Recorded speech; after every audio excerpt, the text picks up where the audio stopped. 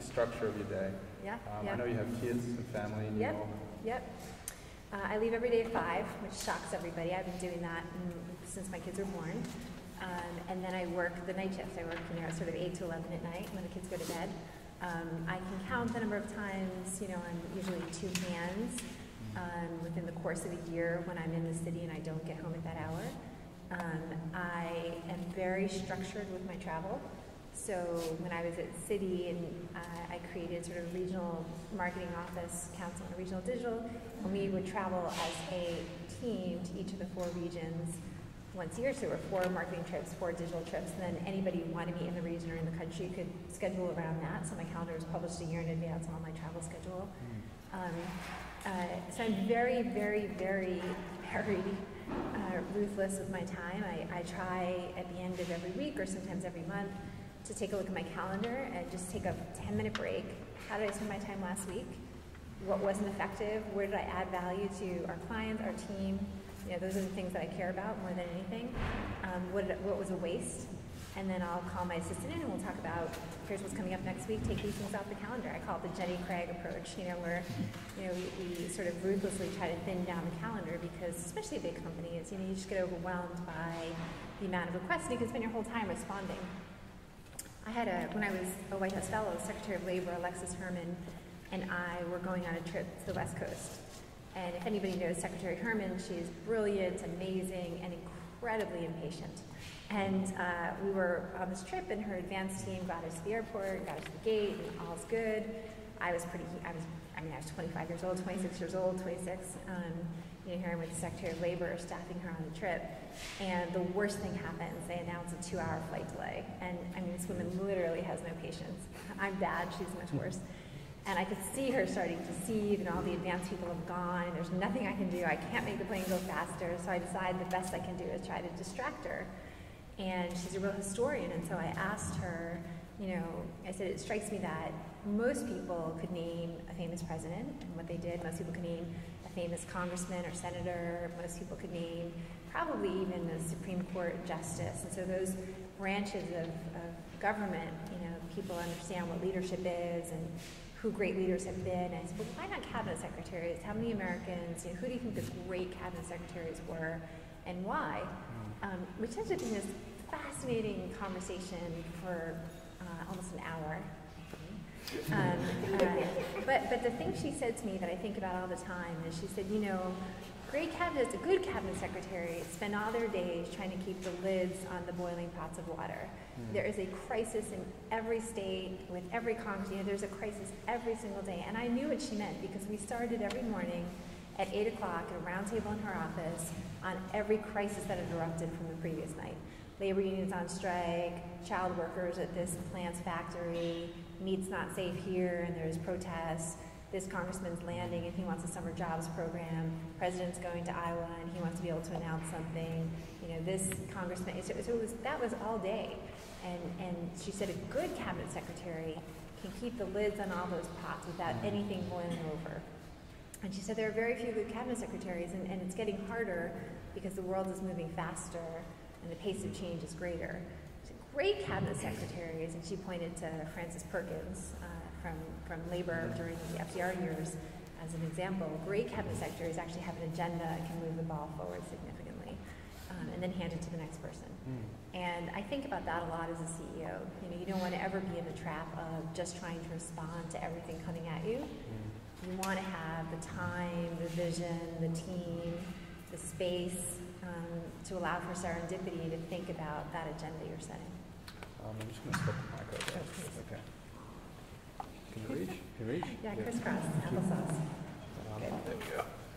So, what does leadership mean to you, and how are you a good leader? We should ask others that question. Leadership means to me bringing out the absolute best in other people to achieve a mission you thought bigger than you thought you could. Yeah, I think it's it's a very team-centered vision for me. I think it's about I remember once reading an MIT study on what creates discretionary effort, and they've done a bunch of research on does comp matter, does title matter, does what matters? Why do people produce that extra effort? When it happens, like when people are going, when think about the old sort of NASA to the moon missions and all these, what makes that extra effort? And what it came down to is people have to believe they're on a mission, and people have to believe their boss genuinely cares and is looking out for their best interests. And so those things, I think, are hallmarks of leadership. And I would also say they're not tested in the good times. They're not tested when things are going well, when the stock is going up, when revenue is going up, when everybody's happy, when your clients are satisfied, when you just had a great, presentation, when your marketing campaign hits. That's not when leadership is tested. Leadership, and I don't think you earn that mantle during those times. You earn the mantle when things are hard. You earn the mantle when it's gritty and when it's tough and when you are out of energy and out of reserves and you dig somehow deeper and you find it. That's when you earn the mantle of leadership. And I think it's why I think perseverance is really important. You meet so many people today that have been on this job for a year, and that job for a year, and this job for a year, and that job for 2 years, and I always just wonder, have you really been tested? Did you stick with it? Do you have the grit when things are bad, things are tough? Because I can assure you, in all that I've done, and maybe I've been successful, people would probably say that, but I've had a lot of tough times too. I've had a lot of those dark nights, where you sit there and you think, God, can we do this? Can we pull this off? Can we manage our way through this? Can we grow at the pace we want? Are we going to be successful? And it's those things where someone quits on you, who you depend on, or 9/11 happens, God forbid, or the economy sours. So to me, leadership really gets earned when things are hard. So you're talking about these bad times that you've had. How do you stay motivated? I have a beer up here singing about the bad times. No, look, I'm inspired every day. I'm inspired every day by junior people on the team, who are bright and smart and passionate and convictious. I'm inspired about being a role model for my daughter and my son. I'm inspired by, I've learned to care a little too much about what I put into things, but to take the outcomes just a little bit more lightly than I used to. And that can be a source of renewal and strength and resilience. I'm inspired by knowing that you never know how good you can be, that you don't know the answer, that there may be another way to get to the solution, that there may be a different way to try it, there may be something the team's thought of. So I'm inspired by possibility. I'm an optimist. I guess at the end of the day, to me, this whole thing is a journey, And I can look back at these moments in my career and I can think, God, that was a high, but really it was just something, or that was a low. But really it was sort of the path in helping to shape and refine and define me as a leader. You talk about this journey, and life is kind of always changing. But how did you specifically decide to jump from one company to another? Yeah, I spent a long time in travel, about 10 years between 79 and Travelocity. And at the end of it, I think there were two things sort of driving my decision. I gave birth, and I had been on the road every week for 10 years. And the board had been amazing about, while I was pregnant, putting in video conferencing in all of our locations and working with me to figure out new ways of being a mom. It was, it was pretty unique. This was 9 years ago, and there weren't women CEOs that were pregnant, and so there was a lot of attention to it. It was challenging and exciting. But when I gave birth to my daughter in September 2008, I realized two things. One, that I just couldn't be the mom I wanted to be and be on the road that much. And two, that I couldn't be the CEO I had always been and not be on the road that much. And that was a hard awakening. But I did about a 6-month succession and transition, and then decided to do something a little more local, which was city headquartered here in New York City, headquartered my family in New York City. So on the topic of Citigroup, how did you bring social media into consumer-facing financial services? It was tough. So remember, when I joined Citi, the stock price had gone from $99 to 99 cents. And the regulators were calling for our demise, shareholders were calling for our demise. Occupy Wall Street was falling for our demise. Our employees were, understandably incredibly demoralized, and our customers were frustrated. The first thing I thought was that we weren't hearing it, and this leads to this sort of the social media. But I did something that was very old school for social media, and I almost got fired. I thought I'd get fired over it, so I thought my city career was going to be short-lived. But I actually hired a film crew in 6 different cities, and I asked them to set up whiteboards on the street to put the city logo in the middle of the whiteboard and to hand people markers and let them write whatever they wanted to write about the city. And I told them to do 2 things. One, take down really fast if the press came and make sure the press didn't see any of it. And secondly, make sure at one point in the city they set up some of those 5 branches. And what I learned in looking at the raw footage and then put into a little film arc, what I learned was some very important things. Number one, people were so angry. You can say, well, yeah, that's obvious. But the level of hatred and the anger was something that hadn't really permeated headquarters at that same level. I think there was some, understandably, defensiveness. It seemed like a global economic crisis. It seemed like things that were a little bit maybe less personal. And this was personal. And that was very, very hard to see. The second thing I learned is that people were partially so angry because they needed us so badly. They're like, you are my kid's education. You are my home. You are my car. You are my way of getting to work. You are my daughter's Christmas present. How could you do this? How could you come this close to failing? And so there was that anger tinged with, this is not a toilet bowl flusher. This is not a widget. This is my bank. This is my financial well-being. You are my retirement fund. You are the way I'm going to see the night sky on the other side of the world. And so there was this desperation almost of like, God, just get better. We deserve that. And the third thing I would say is the closer you were to a branch, the more people felt better about the bank. Because they were furious at the bank, but they liked their teller. And they were really mad at the city, but they loved their branch manager. And that started me thinking a lot about, social media fairly early on, in my, sort of February of 2009, when there was still a MySpace. And I think a few things, that back then, I can talk about it at length now, but back then, the easiest way to introduce City, because I played that video, I created it to a little film, and I played it for the senior exec team, and it was brutal. But, it's sort of some promise and hope at the end, and it was very emotional for people to see. The first thing from a social media perspective we started doing aggressively was listening, and so we installed kind of really smart listening platforms at all different parts of the branch to really understand what consumers were saying. We moved that quickly into servicing, and so being able to be responsive, take a conversation private, solve a customer complaint, humanizing that, that was one of my hardest tasks, was humanizing that in an era of strong regulation, allowing people to respond with their first name and be human in their responses. And then we moved, as you might expect, to all sorts of areas like amplifying the brand and having conversations with consumers and ultimately paid social and the like. But it really had to start from a platform, I thought, of authenticity and of listening and servicing and responding. I know you then moved to Guild after Citigroup, and then on to TCV, Technology Crossover Ventures. You took a position of mentorship, partly. I guess I'd just like to know, one of the portfolio companies you work with, how did you help them? Yeah, sure. Well, I've known TCV for a long time, so I've been sort of advising on and off TCV for more than a decade. And it started because Jay Hogue, one of the founders of TCV, is a mentor of mine.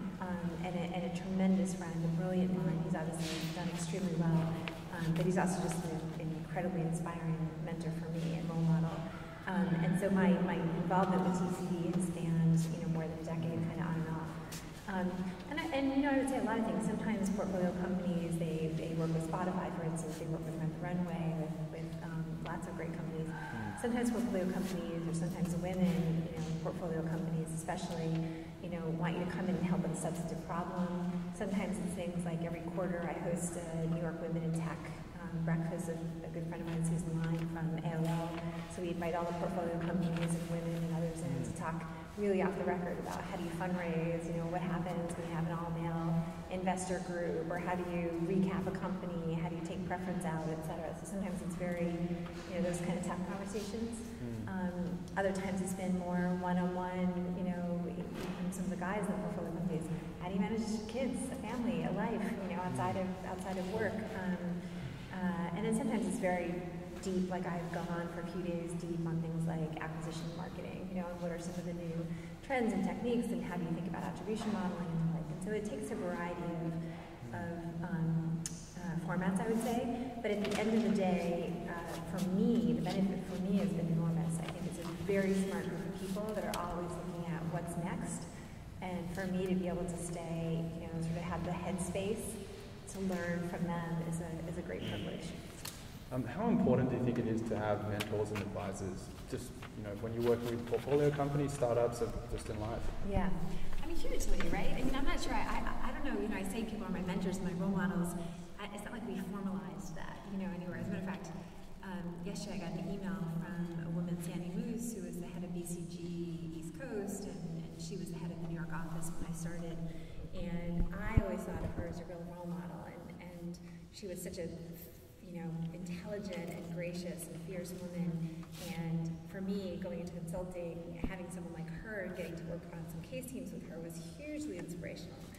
And so I had done a video series for BCG, a month or two ago, and I talked about that. I talked about what an inspiration she was. She emailed me yesterday, and she said, I didn't know I was your role model. Like, are you kidding? I didn't tell you that? So it hasn't been, I'm not a huge fan of, will you be my mentor? Will you be my sponsor, role model? Sometimes I think it works, sometimes I think it doesn't. I am a huge, huge, huge advocate of learning from everybody. I'm a huge advocate of watching carefully around you, the leaders, the more junior people, your colleagues, and picking up those traits, those habits, those skills that you admire in them. I'm a tremendous believer that if you look for inspiration and you look for mentorship, you will find it in lots of places.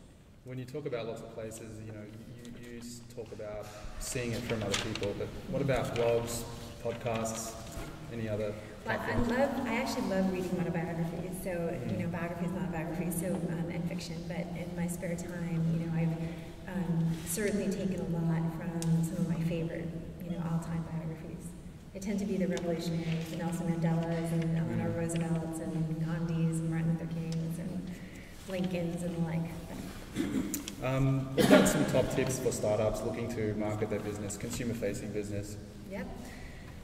Well, I think what traps so many of us in the early days is, wanting to be all things to all people, and the most important thing is to be crystal clear on what's the essence of your promise you're making to consumers.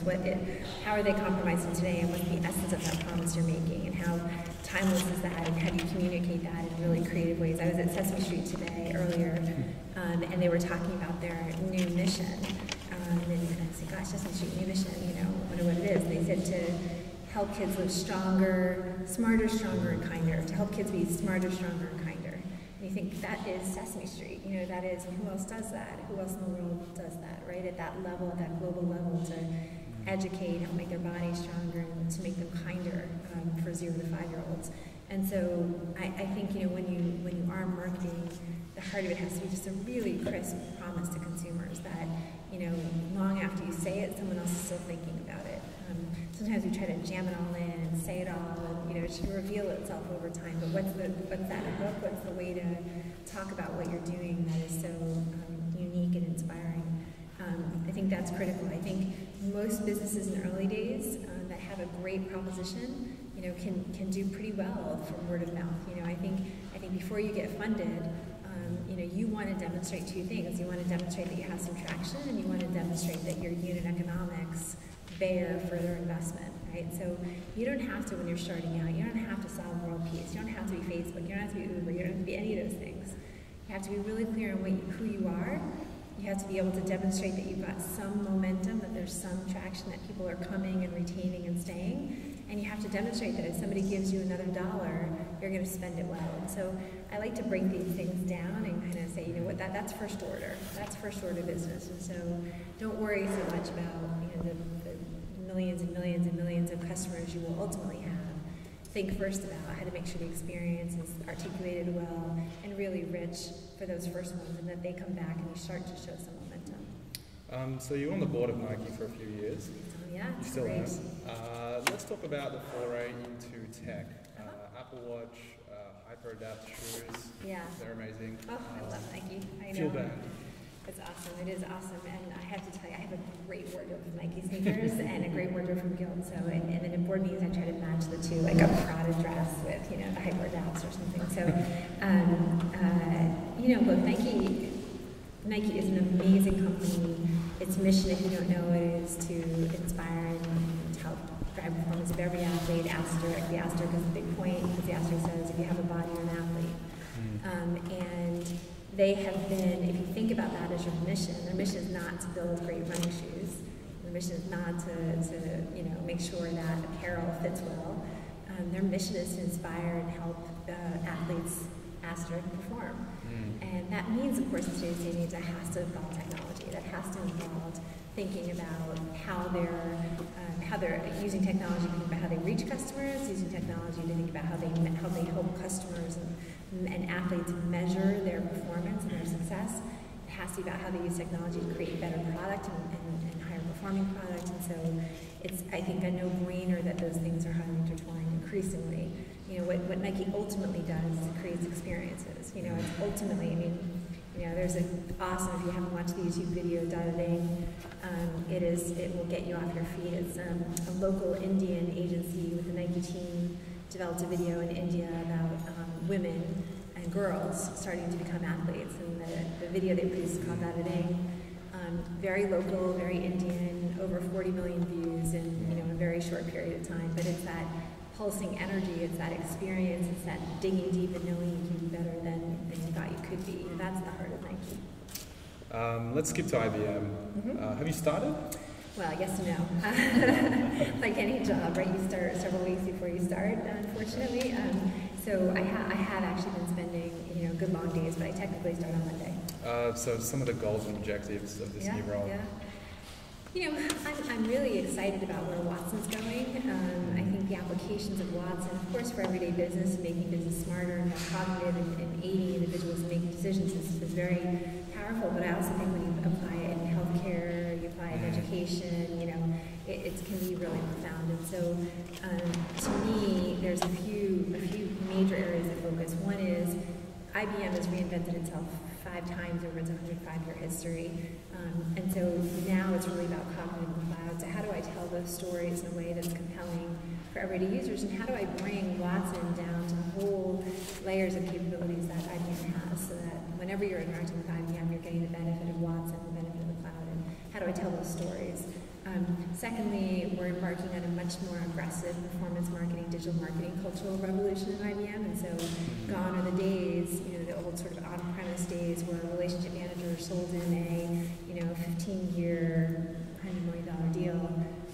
More and more of these are SaaS on the cloud, try before you buy. And so that drive to digital acquisition and that sort of performance marketing pipeline is becoming much, much more important. And so helping to continue to revamp the team, the skills, and the capabilities so that we can drive users to interact with IBM in increasingly digital ways. They may well, of course, end up with a salesperson, but how do we start that funnel more aggressively in the digital space, and how do we measure and attribute effectively? Third, I think every chief marketing officer is also the sort of, you're the steward of the brand, and the brand resonates with employees first and foremost. And so what's the culture we're trying to create as we transform yet again? Ginny is an unbelievable woman and a large reason I'm at IBM. How do we make sure that her values are inculcated and shared? And then I want to bust up some bureaucracy. I want to shake things up. I want to do things differently. I want to innovate, and I want to it's a big company. There's a lot of bureaucracy, and it's time to kind of freshen that and shake that up. So one last question. Women in tech, women in leadership, women in business, what have you seen change over the last 10 to 20 years in your career, and then what kind of work do we need to do moving forward? Well, I actually think, I think I'm going to talk about women in particular, but let me start by saying I think there's more of a focus on the whole person than it sounds counterintuitive because on one hand we're all working harder, we're bringing home work, etc. But I do think there's so much more humanity in the business world, I find at least. I think there's much more, and I think millennials are pushing us even further in this direction. Really understanding, how somebody wants to live a really rich life, being great at work, but being a great mom or a great dad. And I do think that is shifting and changing. It's okay to walk out the door for the school play and be really proud that you're walking out the door for the school play. I don't think that was as easy 10, 15 years ago. Secondly, I would say there has never been a better time in the history of the world, and there has never been a better country than ours to be a woman in business. That's a factual statement, right? And so while there is still a long way to go, and for sure things like equity and making sure that women's voices are heard, and all sorts of things are still front and center on the agenda, it is still the most promising time to be a woman in business. And I can't help but think about all those women who came before us whose shoulders we ride on, and I think that to me is an extraordinary privilege to think about them and the glass that they broke and the wars that they fought and the battles that they led and the firsts that they accomplished, and to know that we stand on their shoulders, and our job as women and men is to make it even better for the next generation. I want my daughter sitting here someday listening about how to be a female entrepreneur and knowing that the world is that much friendlier and that much more capable and open for her talents and skills than it is even for me. Thank you so much for that. Let's do some Q&A. Sure. And then we got to go through the debate. I mean, my God. Yeah. Talk about women. Absolutely, all the way in the back. If you could stand up, please, and try to project your voice as much as possible.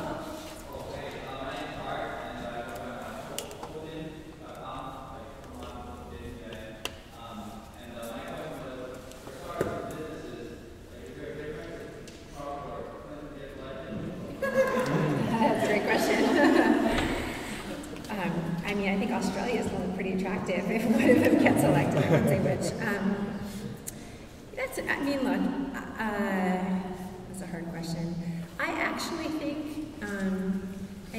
think those who know Hillary best, and I know some of them, think that she is going to have and be influenced by very thoughtful people in the business community,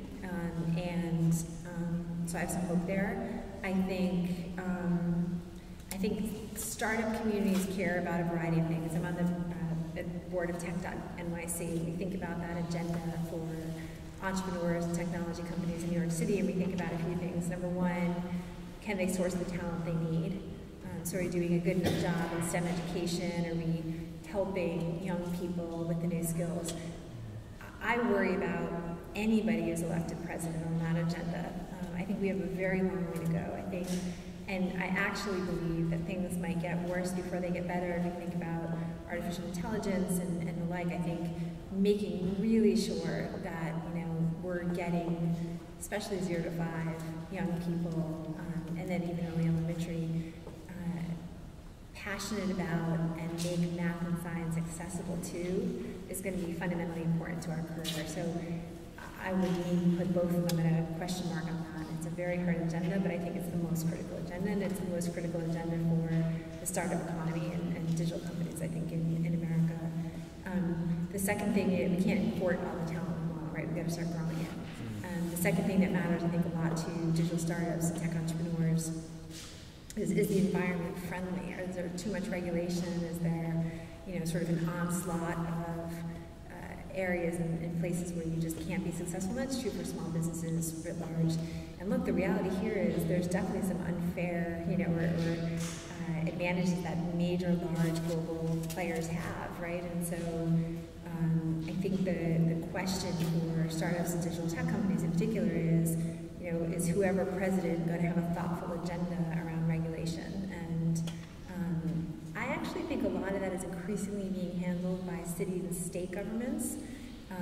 And city and state governments are, in many places showing some rebirth and innovation. New York is doing an awful lot to try to make sure that the state remains friendly and exciting for digital companies. Look at what Pittsburgh's doing with Uber and doing tests for driverless cars and the like. So some of that agenda will lie at the federal level, but I think a large portion will lie at the state and local level. Access to capital, third biggest issue probably for startups and digital tech companies. Unless there's a major downturn or a fleeing of capital from the United States, if anything, we've been in a period of an excess of capital. As you've seen mutual funds and others, pension funds, state funds invest more aggressively. It's not just the sort of realm of angels and venture capitalists anymore to put money into startups. So I think barring any major meltdown, and you've even seen sovereign funds investing obviously aggressively in startups. So unless we really blew it on the world stage and saw sort of a real drain in capital or meltdown in the stock market, I think that hopefully that would be pretty secure. And then I think it depends on the individual company, right? What's the market and what's the conditions of the market? So for those going into wanting a lot of global expansion or having a business-to-business proposition or a business-to-consumer proposition, there may be various factors that the president can influence. But to me, do we have the right talent? Are we not unfettered, of course, but do we have room to get done what we want to get done in an environment that actually supports and nurtures the startup status? And three, do we have access to capital? You have those things and you can make a difference. And the reality is great companies have started over every administration since the dawn of time in America. That's my stump speech to myself. Yes? Hi, thanks for such a great compliment. I am more of an entrepreneur, but I often throw out my ideas before I can give them a chance to simmer. And I'm wondering what kind of advice you might have. Why do you do it? I guess I was wondering what kind of advice you might have on self-critique or how. Why do you do it? Why do you throw out your ideas before you have a chance to simmer? I think I do look at them so hard and I start thinking about all the reasons why they wouldn't work, and then it discourages me and I just You got to think about all the reasons they could work. I think you got to think about all the reasons you could do it. I think you got to surround yourself with people who build you up. It's good to be a skeptic. You got to be a skeptic, but no business ever started from thinking about why it couldn't work. It only started when we think about how they could. And so, as women, we often doubt ourselves, and we think, well, maybe it's not that great of an idea, and maybe others have done it, and maybe it's not. But look, if it's your passion, it's not your passion, forget about it. You can't do this if you're not passionate about the idea. But if you're passionate about the idea, figure out all the ways it could work. And every time your brain starts tricking down that path of but this, but that, come up with a reason to think, the opposite. Come up with a reason to think the positive side. Some skepticism helps you plan, no doubt about it. But it sounds like you are an entrepreneur, and you need to give yourself the room and the freedom to bring your ideas forward. Good luck. Yes, sure. Michelle, thank you for coming. So if I'm in the opposite situation where... You have too many ideas? This is like the man and the woman. Everything's going to work. Everything's fabulous. It's all good. How do I Throw yourself out into society and they'll lift you up. Yeah. Yes. How do you find the one? So how do I find the right idea? If I don't have any ideas, basically. Like, where do I... Okay. How did you switch from BCG to... Sounds like you guys should be partners, actually. She's got ideas, you're an optimist, this could work. How do you find the idea? I think inspiration can come from lots of different places. I often think about what frustrates me. If I could remake something, what would I remake? What are the compromises I make in my life that often when I think about that, I'm on a taxi line, for the record, at the airline. You come out of Newark and there's it starts me insane. There's 50 cabs waiting and 50 people, but you have to go to the front of the line and get this woman to write out the form of where you're going. And those are the times I think about how the world could be better and could stop wasting so much time in the taxi line. I don't know. I think, where do you get frustrated? What are you passionate about? What are you excited about? What do you think is important and what's coming next? Who inspires you? What ideas have you felt are groundbreaking? Write. Stream of conscience. Start writing about ideas that have inspired you, compromises you make that you wish you didn't have to, experiences you wish you could change, where you see the world going. What do you think are the important trends? Sometimes things, you start letting go of all of those screens. I mean, we're also Ivy League educated, and you know, and we're so type A, and we have all these screens and stuff. Sometimes you got to just make room for serendipity. You know, put on paper, stream of conscience. See if something percolates out of that. If not, call her. She's got a lot of ideas, a whole list of ideas. She's got like 25. Yes. Yeah. So it seems like you have an incredibly busy career, and I have a family too. I'm curious how you recharge. Yeah. What do you do to kind of refill your energy? It's a great question. I almost blew it about a year and a half ago. I actually had a bad health scare, which I don't usually talk about, but I think it came from not taking enough time to recharge and not taking enough time to, I'm a people person. I get motivated, inspired, and energized by my family, by people, by ideas, and so it's natural for me. There's a great quote from Edna's, I think it was Edna's my candle burns at both ends, it will not last the night, but oh my friends and oh my foes, it gives off such great light. I understand that a little bit. And I think I clearly pushed it too hard, and had I had never had a doctor before, so it was tough, it was scary. And to be a mom, it was even scarier. But I will say, it was one of those forcing moments. It took me a while for it to be a forcing moment, it just kind of sucked for a while. And then you start to learn, you start to think about, well, what is this teaching me? Like, what is this saying? And how do I shift? And part of it, to be honest, came from, when I was a CEO without being a mom, you did have those times with your friends and on the beach, and you'd be in Paris for a meeting, and you could meet up with some girlfriends and spend the day shopping, getting your hair done, or you're in Hawaii for a travelasi, and some friends would fly out and you learn to surf. And so there was all this kind of recharge time. And then, you become a mom, and you're so passionate about being a mom and being there as much as you can that your life gets, you start to give up exercise, and you start to give up, some of those other things. I guess a few things in my learning, of which I'm still learning. Number one, I said this, I briefly mentioned this earlier, but I think it's really important, and I'm not good at it, but I'm thinking about the topic a lot. How do you care a little too much about all the things you put into stuff, but take the outcomes a little more lightly? I think that's important, just for mentally recharging and not sort of holding yourself accountable for everything. Secondly, for me, family time and girlfriend time are really critical. I don't get them in huge doses in terms of my girlfriends. And my family, obviously, I work during the day, but when I'm home for that 5 to 7 night, before they go to bed, 7:30, the phone's got to be down, and it's got to be about playing on the floor and just really being in the moment. I actually decided not to take another CEO job right now, just to give myself just a tiny bit more space to get better at some of these things, which are important to me. I do a great girls' weekend every year. It's been 15 years in the making, with my 16 best girlfriends from all walks of life who have all done incredible things. And we sit around and read Us Magazine and then talk about, nuclear proliferation and, whatever. But as we're as passionate about, whether Tom Cruise is gay or not, as we are about nuclear non-proliferation. So I think time with girlfriends helps a lot. People who've known me since I was a child, and who can call it.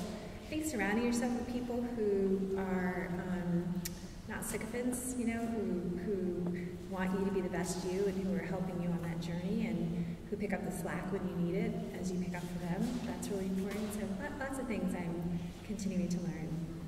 It's a great question. Tough one for me to answer. First of all, I'd like to thank you for tonight. My question is, how did you find compassion? How would I find compassion? That's a great question. Gosh, it's a very interesting question.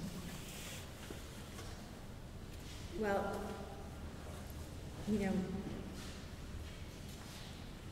justice, the sense of justice came pretty early. I was sort of always the one, growing up in kindergarten, I wanted to be the first female baseball player, because it didn't seem fair that girls couldn't play Major League Baseball beyond the Yankees. I wanted, so I always had this strong streak of justice and kind of fairness and maybe a little bit of bravery. I will tell you, I got to do some travel when I was younger. some with my family, some without. I conned my way onto a trip to Russia, the Soviet Union, when I was 15. I lived in Africa for a bit. I went to Cambodia, Vietnam, and other places. And at Penn, I was head of Big Brother, Big Sister group. And so, you have these experiences that are so far from what you grew up with. I grew up in a pretty homogenous, pretty lower middle class farming community. And to go to Penn and to meet so many extraordinary people, and to see so many different things, and also to just understand so many different perspectives. My little brother, who is now 6'6", Will Ashmore, taught me a huge amount.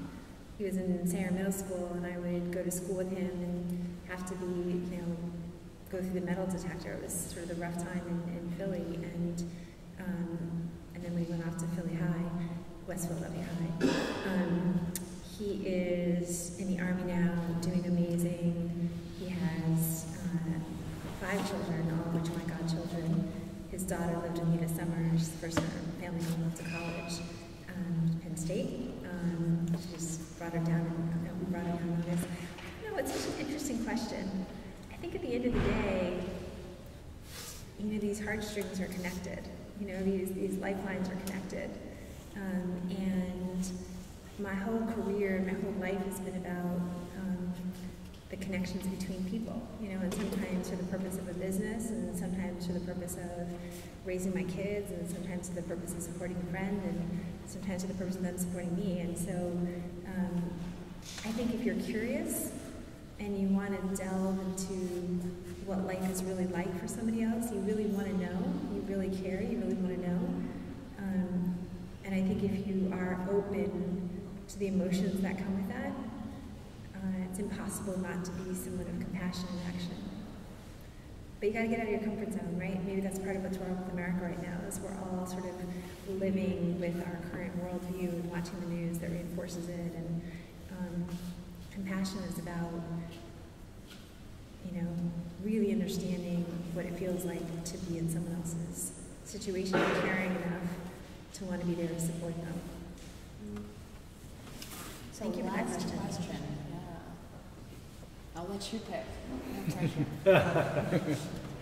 Where's the woman? Let's get a woman up here. We haven't had many. Yes, ma'am. Thank you. Go ahead. All yours. Hi, Barbara. Yeah?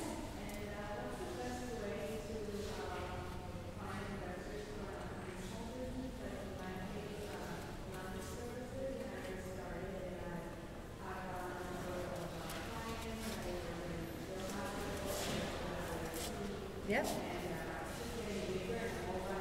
Yeah.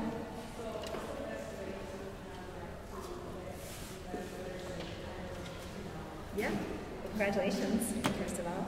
I think it depends on you. I think there's so many different stages, right? There's the angel investors, people who are close to your business proposition, who understand what you're trying to bring to value, you can use small amounts of money. There are a lot of networks, angel networks. You could do research on that. And try to find ones that have invested in similar things, or women like yourself.